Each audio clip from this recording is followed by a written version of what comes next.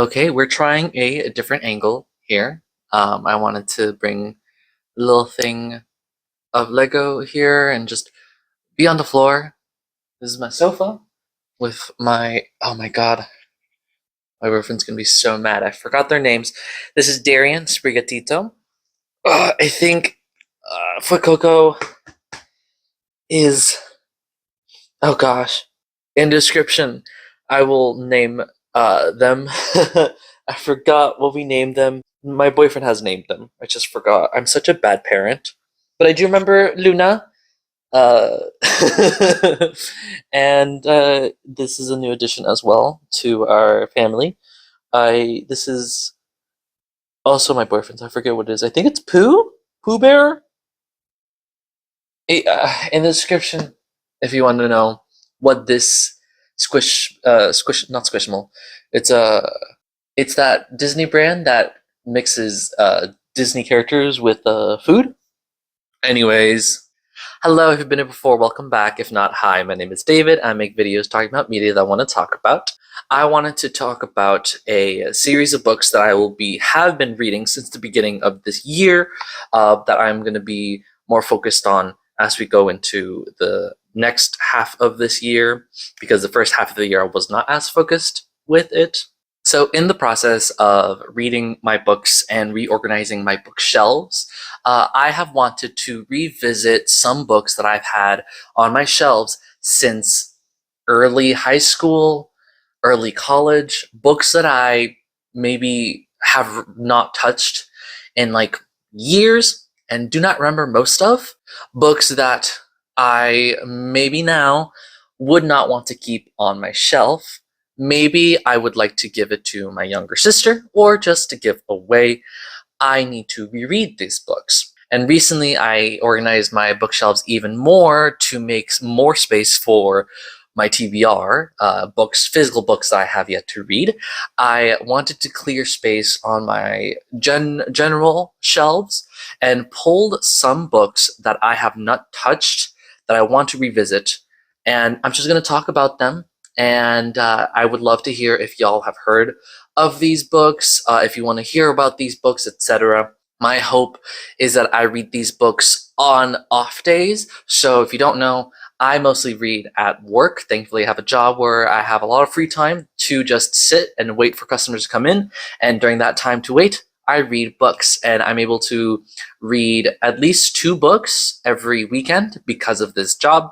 But outside of that, I want to read these books because I know that, one, because they were made for younger audiences, most of these are going to be YA books, I can finish them pretty quickly in an afternoon, or at least 2, if I just dedicate myself on reading them. And 2, I don't want to have them in my general rotation reading books at work, because those are reserved for books that I have not read yet, that I want to experience, that I want to be able to finish in a timely manner. Most of these books I will read at my own pace whenever I can.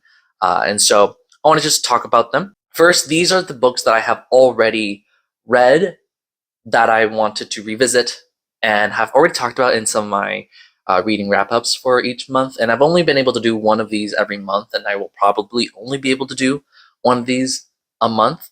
But I will keep trying to work on this list of books to clear space on my shelf and give my more space for other books to fill them. I'm going to do this, I hope it's chronological, or at least semi-chronological, based on the earliest book that I read that I hadn't touched since high school, which was Hot Dog Girl by Jennifer Dugan. This is a book about a hot dog girl who works at this Disney-esque local theme park, who all of a sudden the theme park is about to close, and she wants to figure out a way how to save the theme park.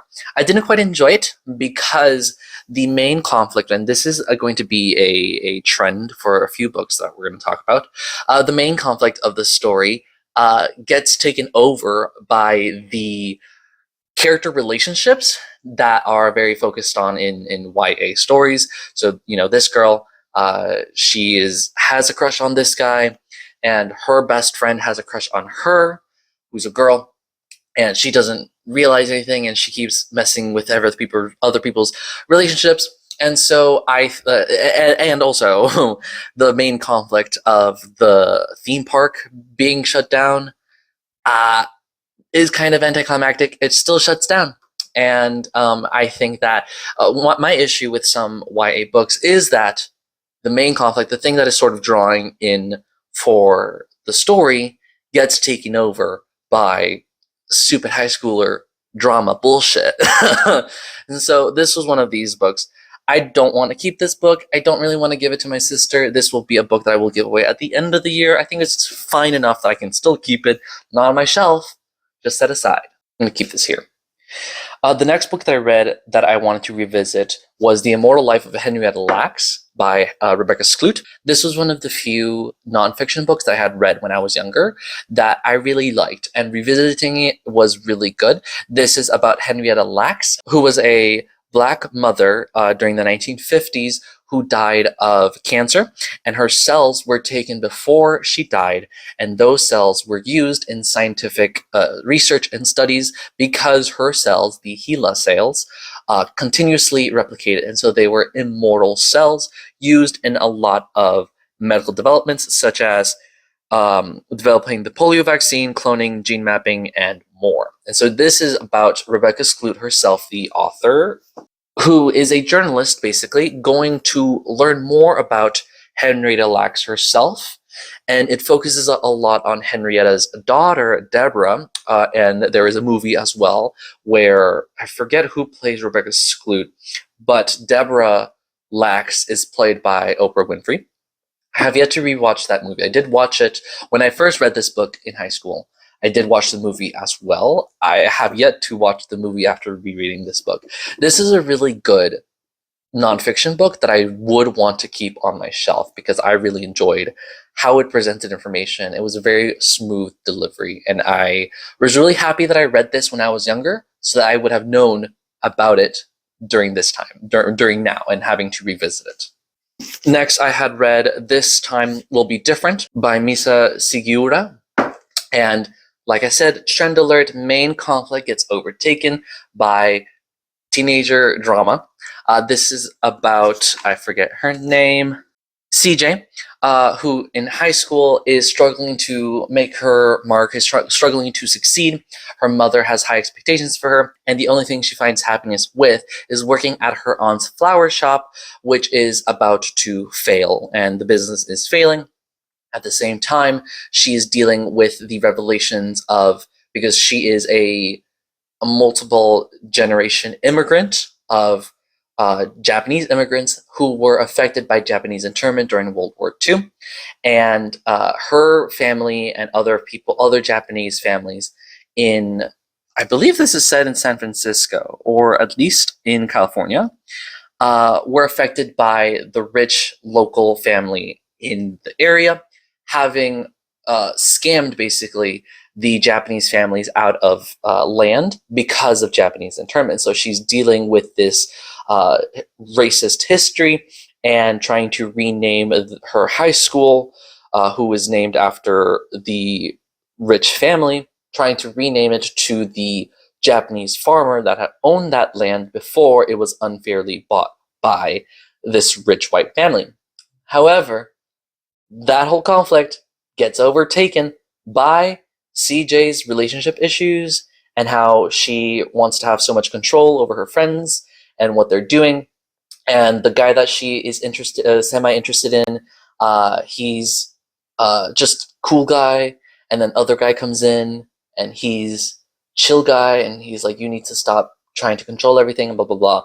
And like the main conflict is kind of superseded by CJ's relationship issues.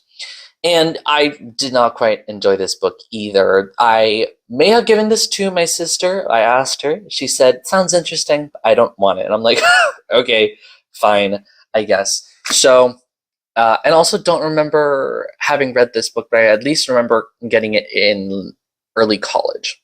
Next is The Love Interest by Cale Dietrich. I had read this in high school, and I remember reading this and being very surprised that it is gay, because it is about two men who are competing for the affection of a love interest, the girl.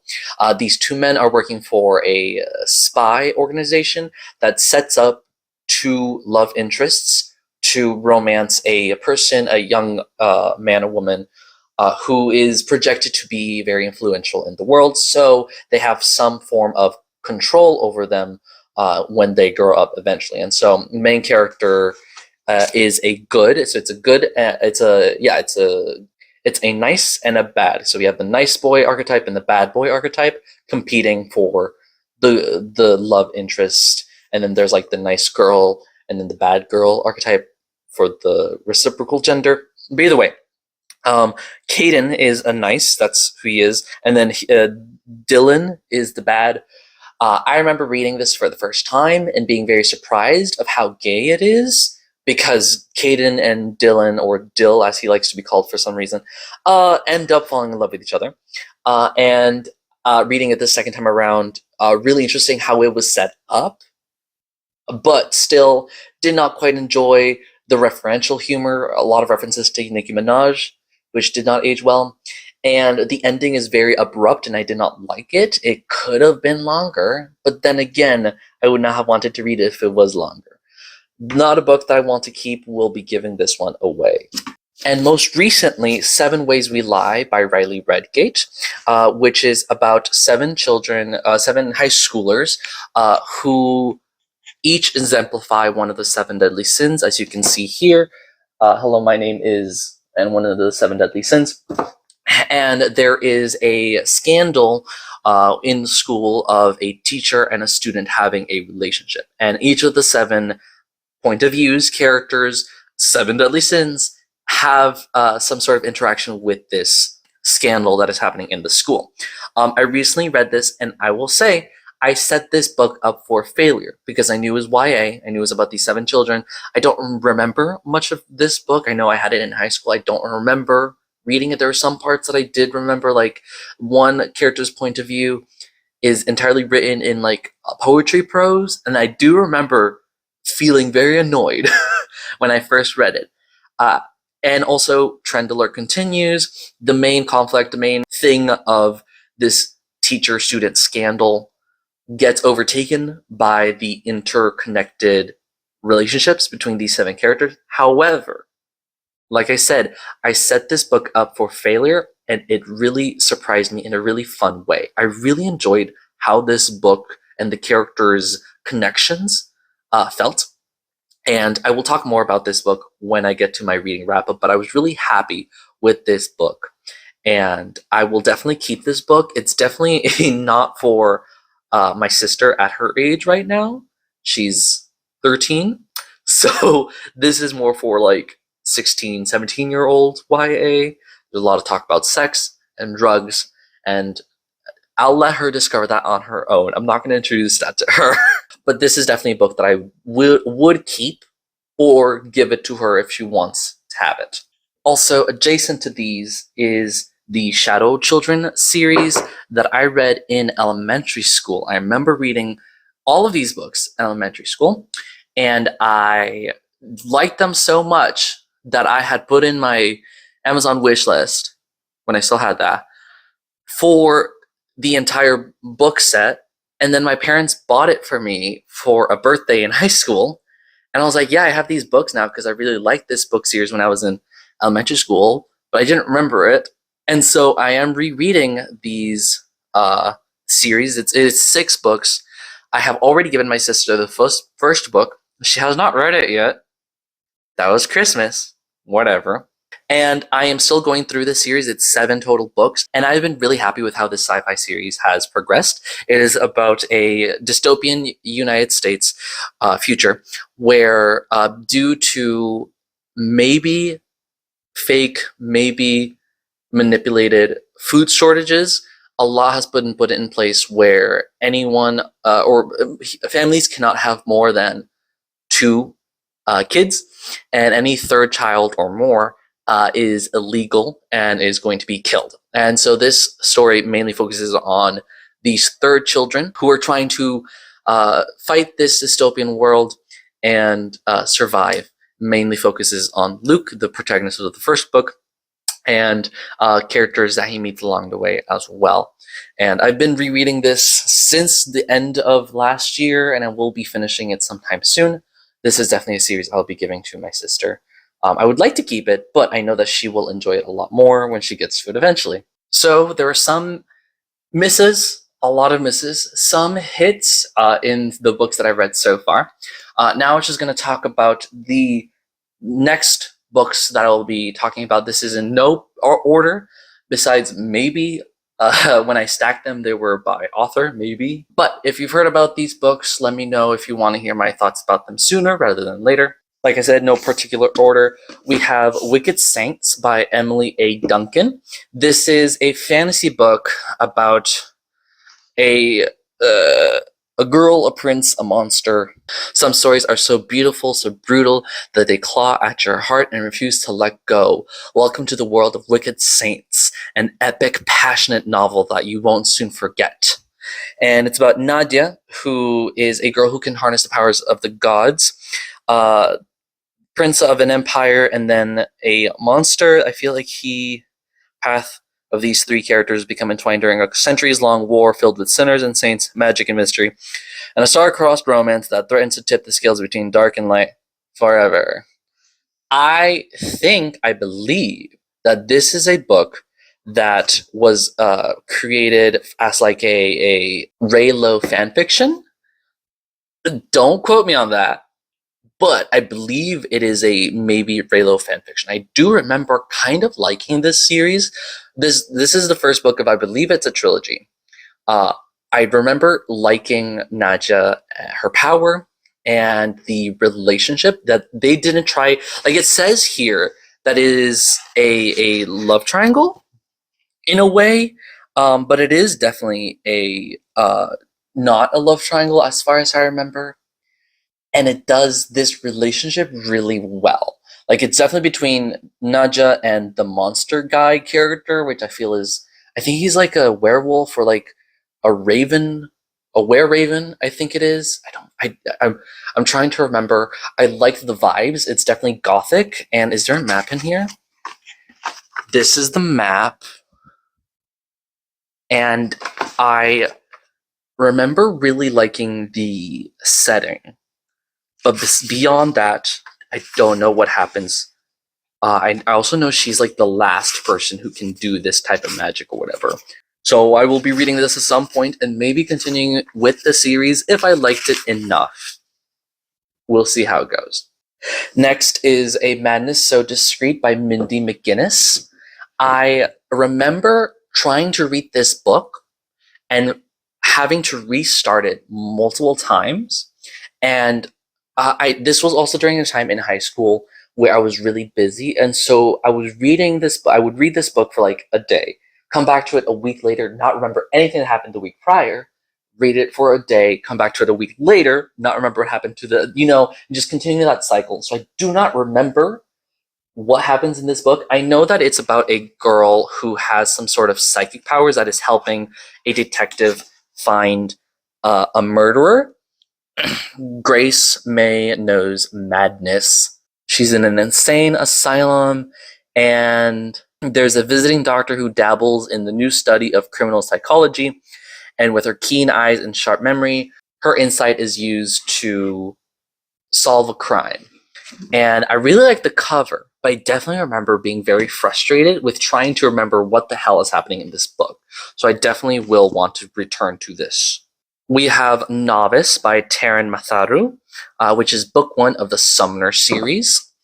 I remember really, really enjoying this book, and I just, things were happening in high school that I was like, I really like this book and I want to continue the series, but I never got to it. You know how that happens when you're younger? This is the second book. I feel like this is one of those books similar to like Max Rider, Mortal Instruments type, where, it's a supernatural. It's about Fletcher, who discovers he has a rare ability to summon demons from another world. And it's a full series, maybe 4 or 5 books. It used to be a Wattpad story? Oh my god, it says here, to my Wattpad readers, without whom none of this would be possible. That's cool. I'm not sure. I believe it is at least a trilogy that I remember really enjoying, but I just wasn't able to continue it. Don't remember anything else about it. So there is some books in here similar to Live Interest, Kill Dietrich, where it is a book that I wanted to read because I was like, you know, being a little gay boy in high school, wanting to learn how to be gay. So there's some books like this here. We have One Man Guy by Michael Barakiva. And I know that this is about an Armenian kid who is coming out and trying to start a relationship with this guy and trying to stay monogamous. He's going. Alec is the kid is going to a summer school. He meets Ethan, and so it's like a romance between these two characters. And I remember specifically reading that they are Armenian kid. It's Armenian parents. He is Armenian, and they kept talking about how much they did not like the Kardashians. I remember that. But definitely, this was a book that I wanted to read because I was like, how be gay? How be gay in high school? So that's one. We have What If It's Us by Becky Albertalli and Adam Silvera. I feel like this is a very famous YA fiction book. Oh, and also, I don't know if you can see, but there's like, you can't see. There's a sticky residue from a sticker that would not remove perfectly off this cover. Hate when that happens. I definitely remember reading this because I was like, ooh, I want to read more gay. And it's about Arthur and Ben in New York. And I think this was one of the first books that I read that I was like very cognizant of the third act breakup in romance novels. And I did not like it because of that third act breakup. But I kept it because I like gay. So, and I know this is also a duology, but I don't know if I will continue or not. But I do at least want to reread it to be like, is it good enough to keep? We'll see. Oh, also, I remember reading this book, kind of like I said, not really enjoying it, but still wanting to like it. But then this really annoying girl in my high school said she absolutely loved this book, and so this book got negative points in really after that. Because I was, like the hipster type of, oh, this person also liked it, but I can't like something that someone else likes. I was in high school. Okay, I was a hipster teen. Then we have This Is Kind of an Epic Love Story by Karen Callender. This is also a gay romance story that I don't quite remember about, but I do know it's between a Hispanic and Black characters. Nathan Bird doesn't believe in happy endings, although he's the ultimate film buff. Oh, I remember something about film and movies and stuff. Maybe the inspiration of me liking films. I don't know. Definitely not. Just making a joke there. Yeah, so it's about these two characters. The main character is Black, and his love interest is Latino, and he's trying to pick up the pieces of his fractured life after his father died. He does not believe in love stories until he meets this one guy. Do not remember much about this. I do remember a little bit about the film stuff. So we have either The Beginning or The End of the World by Terry Farish. I feel like this is a book, really interesting cover, deceptive title. It's supposed to signify like the end or the beginning of the world in terms of like geographically, sort of like the edges of the map type of idea. It is about a girl in Connecticut. No, Vermont. That's it. Vermont, or at least New England. I can read the synopsis. New Hampshire. Close enough. Sophie and her father. Her mother was a Cambodian immigrant and left her family, and her father was a veteran who has PTSD. And I think there's some sort of relationship thing happening as well, YA. I remember this book specifically because I was like, this is a really interesting title, but the premise and like the story isn't that like bombastic. It's literally just about this girl trying to deal with her identity and romance in middle of nowhere, New Hampshire. And this book I do credit as the book that first introduced me to the Cambodian genocide and history about Cambodia. Around the same time that I read this book, I was in a contemporary history class in high school, and during the, oh my god, 60s, 50s, we learned, or the 50s, 60s period in that class, we learned about the Cambodian genocide. And so that definitely stuck in my mind because I was like, oh yeah, the Cambodian genocide, like the mother who the mother of the main character who was escaped that. So I remember feeling kind of disappointed with the premise and how different it is to like the beginning or the end of the world. But then understanding, oh, this just means like bumfuck nowhere, edge of the world. They're not the center of the world, etc. Which I'm like, okay, melodramatic, but whatever. We have 13 little blue envelopes, almost said elephants. 13 little blue, oh my god, envelopes by Maureen Johnson, which is about a girl. I do remember reading this in early college. So it's one of the more recent ones, quote unquote. This girl, Ginny, is backpacking across Europe because she received little blue envelopes from her aunt, Peg, who I believe disappeared or just died. And these little envelopes tell her what to do, where to go. This letter was different from Peg's usual letters for two reasons. Peg has been dead for 3 months. The letter included $1,000 cash for a passport and a plane ticket. And so it's sort of like that YA wanting to travel the world and not have to worry about school and money and stuff type of stories. And I remember really liking it and wanting to read the sequel, but then reading what the sequel is about, like the synopsis, and not being totally excited for that. So, not fully sure how this is going to feel more recently. I feel like this was coming off of this type of stories of like 39 Clues as well, which I did read. I might reread that in the far future because that's a lot of books. But those ideas of like, younger children having clues to go on adventures and going worldwide or at least international. This is just in Europe. But I do remember really enjoying this book.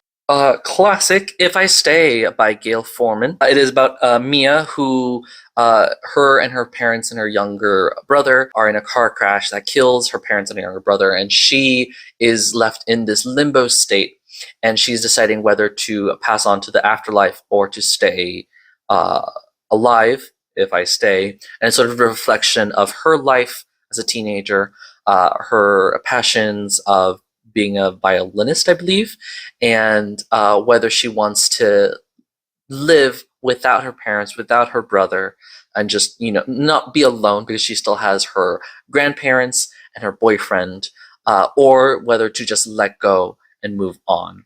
And obviously, I mean, I don't want to say it's spoilers because it's been a long time. It's a very tragic book. The movie came out,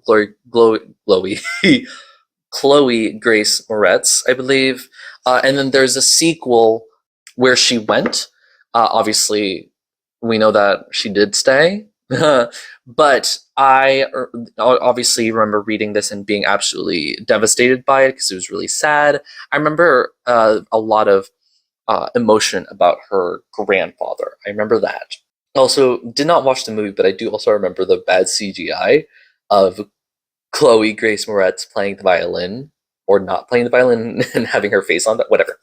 But I never read the sequel, so if I like this enough, I will read Where She Went. I don't know what that one's about. Next is The Kingdom by Jess Rothenberg. This is this the first sci-fi? We have fantasy, historical fiction, fantasy, romance, fiction, tragedy. This is the first sci-fi. Is about a robot princess who is in this, or is she a worker? 7 beautiful android hybrid princesses whose sole purpose is to make dreams come true in the theme park, The Kingdom trademark. One of these, Anna, meets a guy who helps her become sentient, and she wants to escape the sci-fi dystopia kingdom that she's in. And I feel like this is supposed to be like a critique on Disney. Where was it? I put it away already.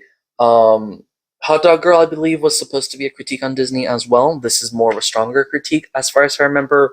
I also remember feeling this should have been at least a duology, because it felt too similar to Love Interest Kill Dietrich, where I felt like this is too much of a concept to be contained in one book. I feel the same here, and I remember this being some sort of romance. Beyond that, I'm kind of don't quite remember much of this either. I know this was also late high school. No, this was COVID. I don't remember, but definitely remember feeling a little disappointed with this, and I don't know why I kept it. But we'll be reading it. We'll see how it goes. And lastly, for this scrapbook is Dorothy Must Die by Danielle Page. This is a fantasy retelling of The Wizard of Oz. I feel like a lot of people really like this series, but then it just disappeared.